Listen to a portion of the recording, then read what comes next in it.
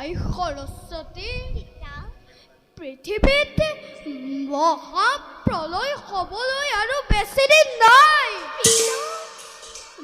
মোৰ পুত্ৰৰ দৰে কুচক্ৰান্তত পৰি লক্ষ্মীয়ে এটা ভীষণ দৈত্যৰ সৃষ্টি কৰিলে। সেই দৈত্যই এতিয়া তল ওপৰ কৰি ফুৰিছে আই। আৰু সেই দৈত্যলৈ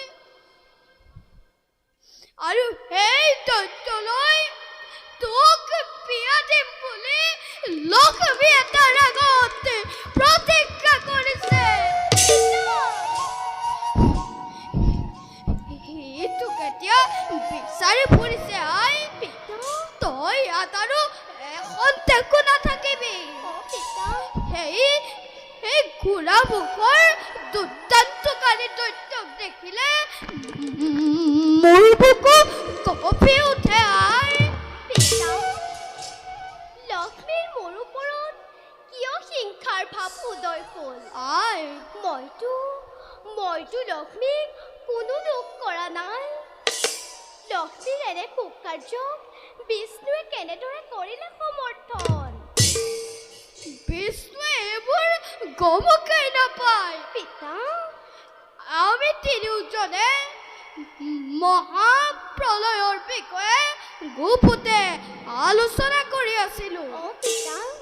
প্ৰভু এতিয়াহে গৈছে লক্ষ্মীৰ ওচৰলৈ সেই বিষয়ে আলোচনা কৰিবলৈ। লক্ষ্মী মোৰ প্ৰতি যে ঘৃণনীয় কাৰ্যত লিপ্ত হ'ল, মই কিন্তু সহ্য কৰি নাথাকিম।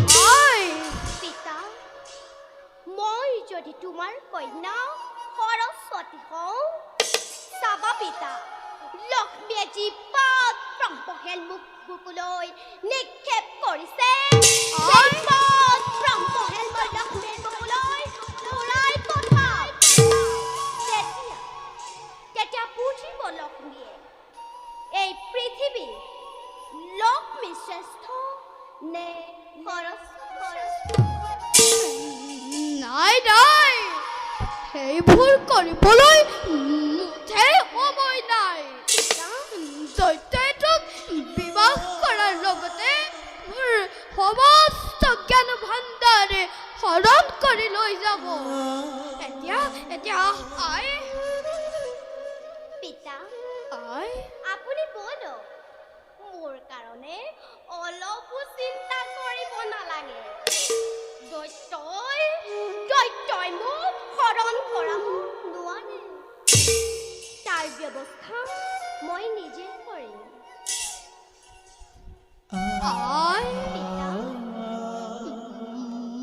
তোৰ প্ৰতি মোৰ বৰ চিন্তা হৈছে আই। তই ইয়াত আৰু এখন টেকো নাথাকিবি। মই আহিলো আই। মই আহিলো।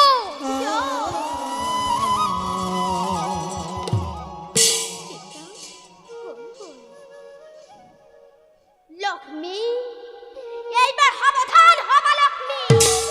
তুমি মোৰ বুকুলৈ যি পাত ব্ৰহ্মহেল নিক্ষেপ কৰিছা, সেই পাত ব্ৰহ্মহেল তোমালৈ মই ঘূৰাই পঠাম।